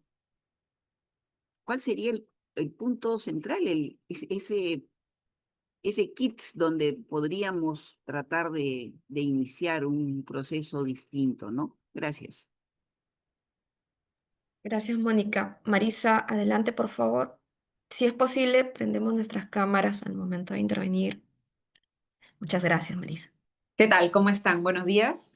Yo tenía solo dos preguntas cortitas, una muy cercana a lo que estaba preguntando Mónica, así que no me extiendo, pero en el tema de corrupción, a mí me preocupa en particular la corrupción en la policía, ¿no? O sea, digamos, todo bien con la discusión sobre los grandes problemas de la corrupción, pero hay un actor central, ¿no? Que es la policía, ¿no? Y lo que vamos viendo además en las noticias es no sé, bandas vinculadas a la policía, no sé quién detienen y había un policía o un ex policía o tienen armamento de la policía, ¿no? Entonces ahí hay un tema bien delicado, ¿no? Entonces mi pregunta es cómo hacemos corto plazo, ¿no? Ya tú dices, en el corto plazo, sicariato de extorsión, a mí en lo personal me parecería fundamental y no me parece poco, me parece bastante en realidad, pero ¿cómo haces eso con esta policía? Esa es mi primera duda, ¿no? Y la segunda tiene que ver con la legitimación social de las economías criminales, ¿no? Ahí no del crimen, sino de la economía criminal, que creo que hay que diferenciarla, ¿no? No necesariamente todo minero informal o ilegal es un, no sé, hombre o mujer que va con unas pistolas matando a todo el mundo, no. En algunos lugares invierten mucho y invierten en temas sociales. Si uno ve lo que está pasando, por ejemplo, en Apurímac, los estudios que está haciendo el propio Propuesta Ciudadana, muestra cómo la economía vinculada a la minería informal empieza a tener inversiones en áreas comunales y por tanto tiene apoyo, respaldo de la integridad de la comunidad, ¿no? Entonces, ese creo que es un tema que también es súper difícil de abordar a la hora de discutir cómo hacerle frente a la economía criminal. Gracias. Gracias a ti, Marisa. ¿Hay alguna consulta adicional? Si no, damos el pase a Nicolás. Creo que no. Bien, Nicolás, adelante. Gracias, son súper buenas preguntas las que recibo ahora. Voy a comenzar por la última que mencionó Marisa, ¿ya? Y, creo que lo más urgente, y comparto, creo que vamos a compartir la idea ahí, es trazar una línea clara entre la medida informal y la medida legal, ¿no? Y ese es importante en términos prácticos, narrativos, discursivos, en todo elemento. Lo que tú mencionas es cierto, ¿no? Creo que un error que se ha cometido durante estos tiempos es no trazar claridad en esas definiciones. Porque incluso en términos políticos, si tu interés era luchar contra la minería ilegal, lo que has conseguido es arrimar a los informales hacia el otro lado y convertirlos en tu enemigo, lo cual es torpe, o sea, es antagonizar con aquel actor que es el problema, que tiene el problema socioeconómico, es torpe con una discusión de política, ¿no? Creo que ese es un asunto clave.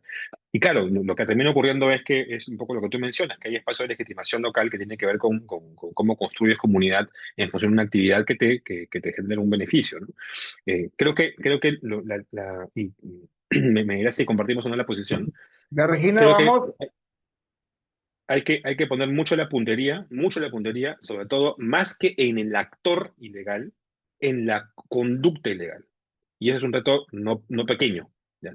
No perseguir al actor en general, sino él, ya, tú has cometido un delito, ya, entonces vamos a trabajar sobre ese delito específicamente asociado a minería ilegal. Ahora, hay un problema gigante en la definición de minería ilegal, muy complicado, lo discutimos hace unas semanas en la Pacífico, porque tienes una fórmula legal que asocia la minería ilegal a, uno, un daño ambiental, y dos, la ausencia de una regulación administrativa, que tres, después en el segundo párrafo, te dice que, pero si estás en el reinfo ya no es tan ilegal. Es como que ya generaste pues un margen de ambigüedad bien complicado y además una lógica bien compleja de demostración de la conducta ilegal. Porque tienes que demostrar que hay daño ambiental y que no has seguido las reglas o que estás en un lugar indebido. Entonces, hay una necesidad muy importante para precisar con bisturí qué es lo ilegal y ahí, a partir de ahí, trabajar de forma diferenciada con quienes han cometido una conducta ilegal, con quienes son responsables de una conducta ilegal y quienes están en el plano de informalidad. Creo que esa línea debería ser una línea estratégica de trabajo, siguiendo un poco la línea de lo que tú mencionas, Marisa, creo, ¿no? Creo que por ahí un camino que es muy político, por cierto, que no deberíamos perder de vista. Primer elemento. Segundo elemento, la corrupción de la policía. No vas a resolver la corrupción de la policía de inmediato, ¿no? Eso es penoso, lamentable. Trabajo con la policía hace casi 20 años. Hay gente maravillosa, hay gente que es nefasta. La gran mayoría trata de hacer las cosas con lo que tiene disponible en contextos de amplia precariedad. Pero acá hay que mencionar dos cosas. Uno, a veces se sobrerepresenta la corrupción en la policía, pero Fiscalía, Poder Judicial, Sistema Penitenciario son espacios que tienen amplios márgenes de corrupción también y de ausencia de integridad. Esto no disculpa a la policía, no disculpa a la policía por nada del mundo, pero hay que pensar en el circuito completo. ¿Por qué digo el circuito completo? Porque si mañana la policía fuese perfecta, si mañana lográsemos que la policía fuese perfecta, tu segundo eslabón en la cadena es la fiscalía. Y tienes un problema serio porque si la policía hace su chamba perfectamente, la fiscalía tiene que también tener capacidad de hacerlo perfectamente para poder responder. Y ocurre lo siguiente con el Poder Judicial y ocurre lo siguiente con el sistema penitenciario. Y son los cuatro actores clave los que no tienen ahorita capacidad de poder garantizarte esa integridad en su funcionamiento, lamentablemente. Es una pena porque, insisto, hay gente maravillosa, son urgentes, pero no tienen esa capacidad. Insisto, sí, pues es penoso ver a la policía involucrada en estos temas, a policías manchando el uniforme, eso es complicado. ¿Qué solución hay de corto plazo inmediato? Algo que ya se hizo en su momento, son grupos compartimentalizados. Grupos de agentes policiales, agentes de fiscalía, agentes penitenciarios, agentes del Poder Judicial que trabajan conjuntamente y que son poligrafiados, que son perfilados, que tienen todos los mecanismos de seguimiento de revisión de acuerdos y demás asuntos. Eso requiere dos cosas. Uno, equipamiento y segundo, y esto es lo más difícil, voluntad política. El último equipo que se tuvo así fue la DIVIAC y ya saben cómo acabó la historia. Ese es el problema serio, ¿sí? Ese es el problema serio porque estos equipos cuando comienzan a rascar, comienzan a encontrar cosas que hay gente que no quiere que se encuentre. Entonces ahí tenemos un problema complicado para formar eso. Esa es la respuesta y solución, pero la decisión de formarlos es un salto epistemológico, por decirlo de alguna forma, que no todos quieren tomar, ¿no? Es un riesgo mayor. Esto me sirve más para la respuesta, el comentario a la pregunta, al comentario de Mónica, ¿no? Me encantaría tener una respuesta que diga, ya, por acá va la historia. Me encantaría porque además creo que me iría muy bien y nos haría bien a todos. Pero sí, pues nuestro contexto es bien complejo y no le está yendo bien a nadie. No le está yendo bien a nadie. Quien les diga a ustedes en el mundo que le está yendo bien, no es tan cierto. No se puede ver sin el modelo económico, no se puede ver sin el modelo económico. Sí, lamentablemente las circunstancias que estamos viviendo son contingentes al modelo económico, sí, lo son. Lo son porque finalmente es una economía global, es una economía a escala global. Son mercados globales, son sistemas criminales que son sistemas de actores económicos que son criminales. Pero cuando suspendemos toda la mirada ilegal, que es un ejercicio que es importante hacer en estas lógicas, importante hacerlo porque a veces lo ilegal nos nubla la mirada analítica, y nos quedamos solamente con la mirada económico-empresarial, encontramos que es tan igual como operan otras actividades económicas, tan igual como operan pequeñas escalas de producción a pequeña escala, que se articula en torno a copiadores, con especuladores de por medio, con pequeños espacios con soporte logístico para llegar a ciertos puntos donde se exporta el producto. Así se exportan un montón de cosas en el Perú, así se producen un montón de cosas en el Perú también. Entonces, salvando las distancias, Gamarra se parece más o menos a muchas de estas cosas. O sea, eso es los conglomerados comerciales legales en el Perú se parecen a muchas de esas actividades ilegales. No porque sean ilegales, por favor, les pido por favor que se me entienda bien ahí, sino estructuralmente, en términos sistémicos, son muy parecidas. ¿Y por qué? La pregunta es, ¿por qué debe ser distinto? Colombia montó sobre sus, todo el narcotráfico de los 80, 90 colombiano montó sus circuitos de comercio ilegal en torno a sus sistemas económicos locales, sus sistemas económicos regionales. Toda la dinámica de comercialización en la frontera Puno-Bolivia hace una estructura sobre la cual se montan diversas actividades comerciales y también entre ellas las ilegales. Entonces, ¿por qué? El gran error que se ha cometido mucho tiempo, es querer analizar el crimen como un compartimento estanco, aislado de la sociedad. Y hay que entenderlo en función de sus sociedades. Entonces, por ejemplo, ¿cuándo es que se hacen más notorios los impactos de los mercados ilegales en el Perú? Coincide más o menos en corte analítico cuando comienza el Tratado de Libre Comercio. No, con esto debe quedar claro que finalmente es la bajada de bandera para el comercio global peruano, ¿no? Entonces, ahí tienes un escenario bien interesante de discusión, porque comienzas a ver que estos elementos son finalmente contingentes, asociados a modelos económicos mucho más complejos. ¿Cuándo se hizo más complicada la lógica de medida legal en Madre de Dios? Con la Interoceánica, un circuito logístico sumamente relevante para el sur del país. Entonces, pero claro, al poner la Interoceánica por medio, toda la mancha de medida legal se desperdigó por ambos lados del circuito. Entonces, es importante, ya pensando sobre todo en la parte más sociopolítica de legitimación, que un poco mencionaba Marisa en su pregunta, y que también tú aludes, Mónica, es muy relevante mirar esto también desde la perspectiva de economía política, porque son actores económicos con intereses políticos, con intereses no legítimos o ilegales, pero finalmente intereses que van a moverse en función de esos intereses y van a generar legitimidades, y van a movilizar capital humano y capital económico, van a incidir y van a participar en política porque el sistema electoral y político lo permite. No hay forma de que lo evite. Entonces, me apena, me apena además de haberle valorado el desayuno a más de uno de ustedes por la hora en la que estamos, pero no hay en corto plazo una solución inmediata ágil. Lo que es urgente es de dejar de mirar estas cosas de forma, perdónenme el término, ingenua y aislada de los sistemas económicos generales. Y usar efectivamente las herramientas del análisis criminológico para entenderlo mejor, pero entender que se sitúa en un contexto, existen en un contexto sociopolítico, socioeconómico, sociocultural particular, y ese contexto va a permear su forma de operación, y no va a ser al revés. No son marcianos que llegaron a ser delincuentes, no.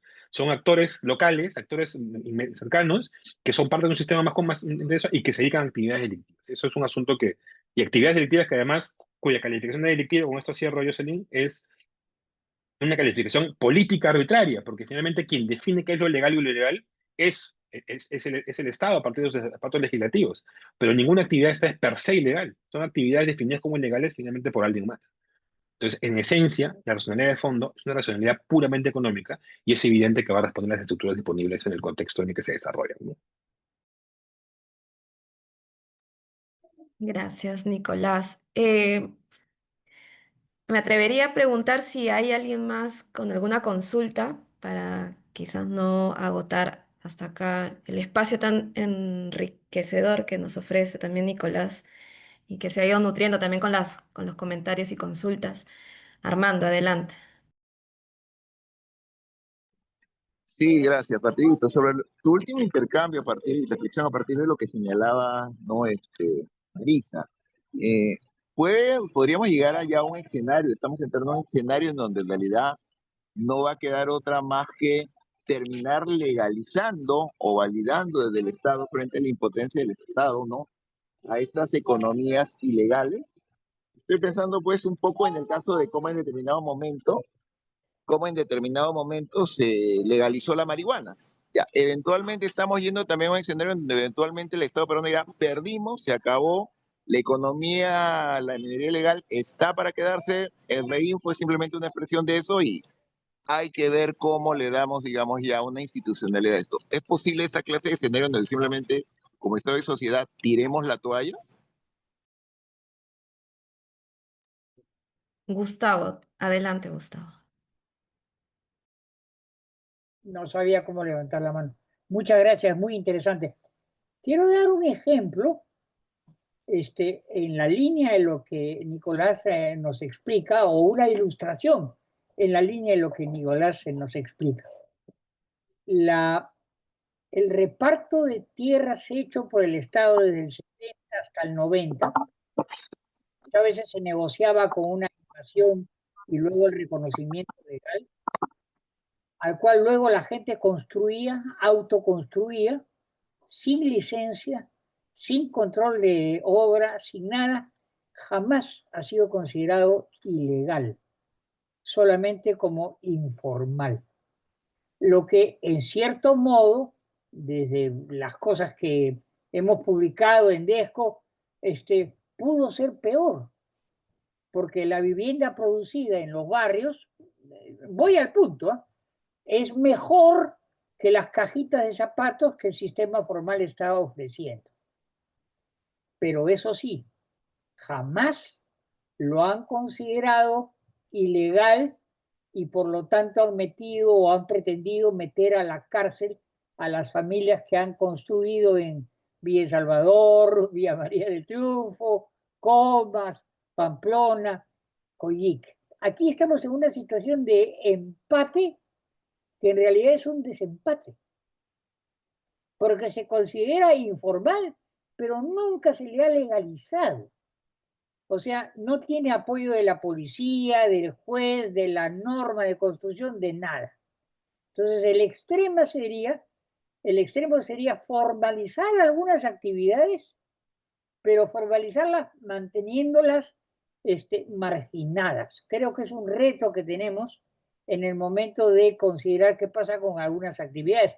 Eso se ve muy claro en el caso de la minería ancestral, calificada de informal y ahora desbordada a ilegal. Eso no se formaliza solamente diciéndole a los grandes mineros, exploten ustedes todo lo que quieran. Aquí hay problemas de discusión hasta política de fondo sobre lo que es el país, cuando discutimos sobre formalizar e informalizar. El ejemplo de la vivienda, en el Perú, la mayoría de los peruanos viven en viviendas informales, ¿eh? La mayoría, 60% de todas y cada una de las ciudades del país. Pero estamos tan acostumbrados a esto que no queremos sacar las lecciones sobre los problemas que tienen y sobre las oportunidades que se abren en un país bastante más inclusivo de lo que somos nosotros. Muchas gracias, Nicolás, por tu exposición. Gracias, Gustavo. Nicolás, adelante. Las dos últimas preguntas tienen una hora más para conversar, porque realmente son bien interesantes, bien potentes, más el trasfondo de esto, sobre todo la de Gustavo.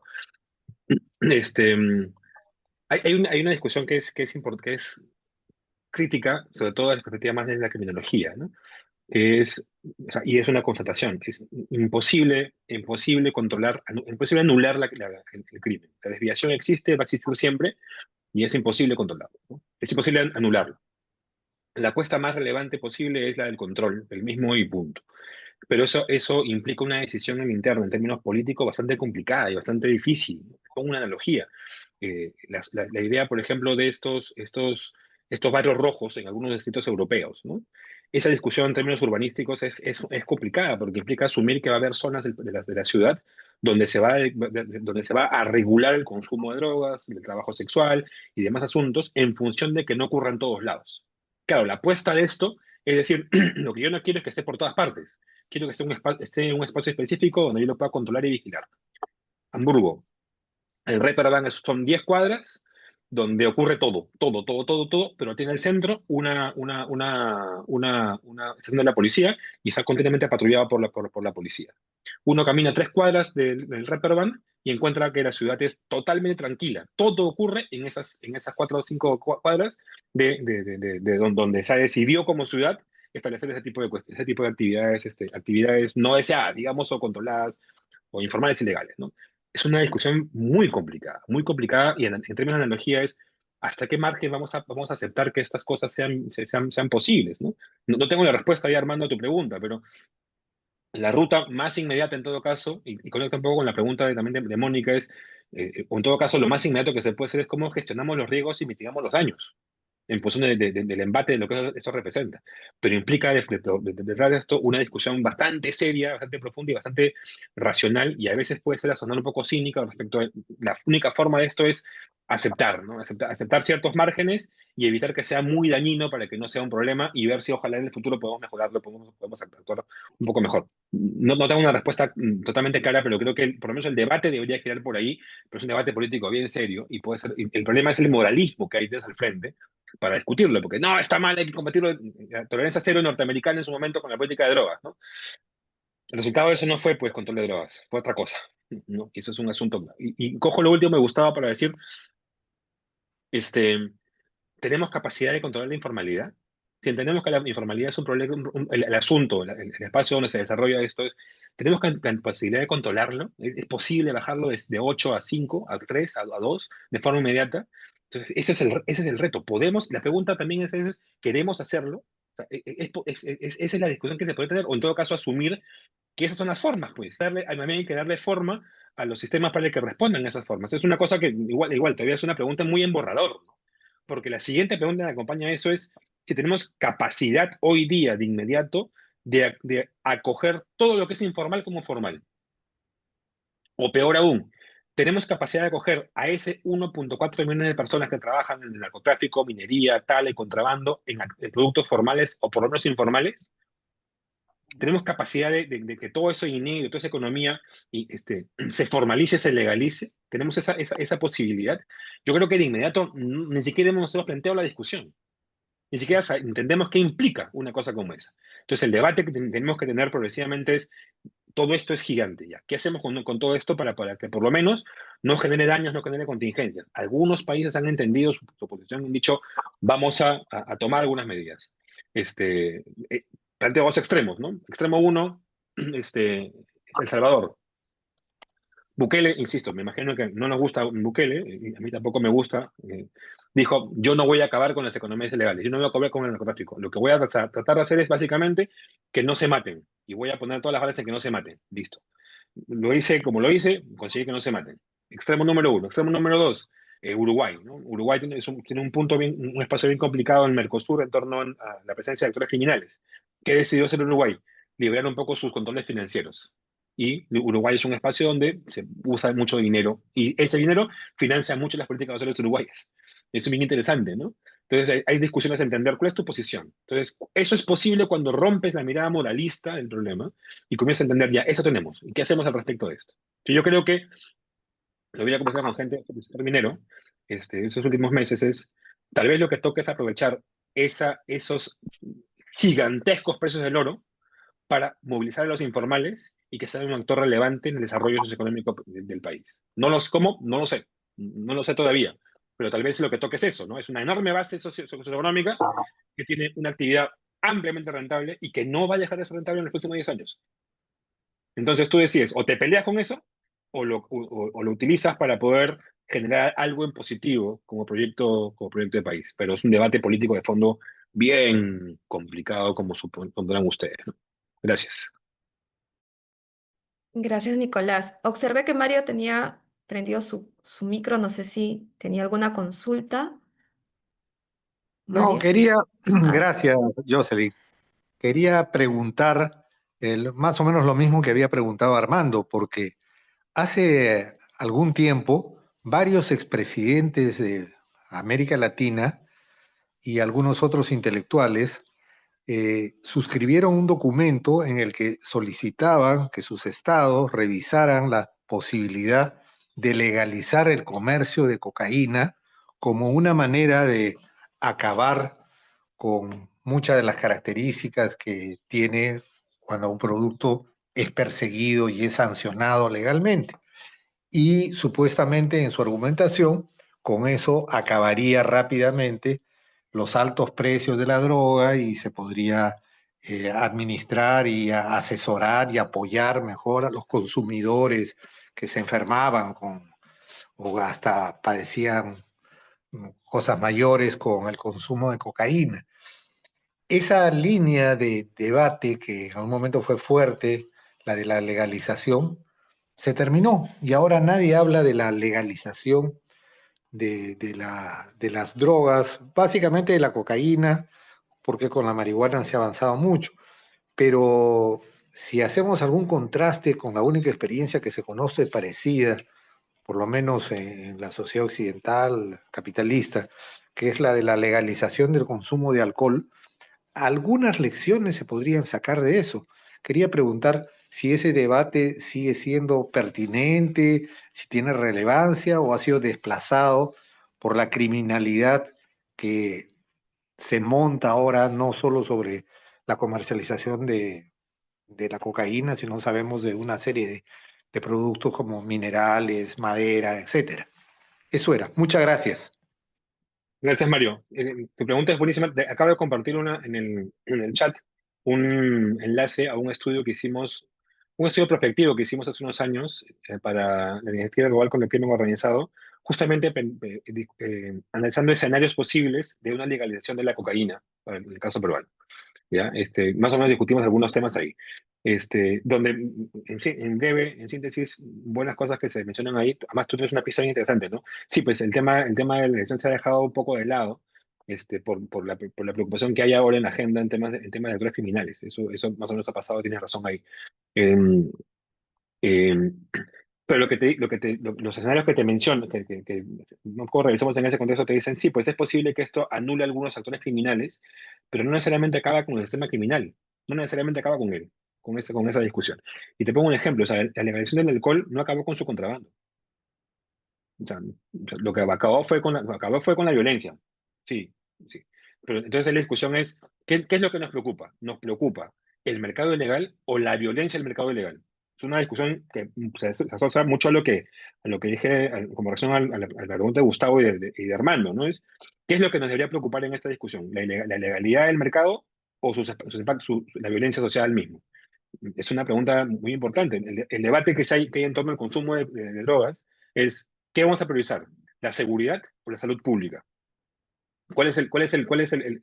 Porque entran un poco en colisión esos dos temas cuando se entra en esta discusión. La pregunta es qué cosa queremos priorizar y qué cosa queremos discutir. Claro, en América Latina la preocupación es más la seguridad porque finalmente nos comemos todos los muertos del tráfico de drogas, mientras en Europa el problema es un tema de salud pública porque el consumo es lo que genera dificultades socioeconómicas en esos contextos, ¿no? Entonces, sí, pues se ha perdido, se ha eludido un poco esa discusión, pero tampoco es sensato y no sería muy, muy oportuno pensar que la legalización es la varita mágica, ¿no? Porque no es que el mercado va a desaparecer, sino va a cambiar el punto donde vas a poner la ilegalidad de las conductas. Entonces, eso es un asunto que tal vez vale la pena también discutir en algún momento. Bien, gracias Nicolás por tu tiempo y por brindarnos este espacio, no solamente, como dije ya hace un momento, enriquecedor para seguir también nutriendo nuestro análisis que hacemos aquí cada semana, sino también, bueno, preocupante, ¿no?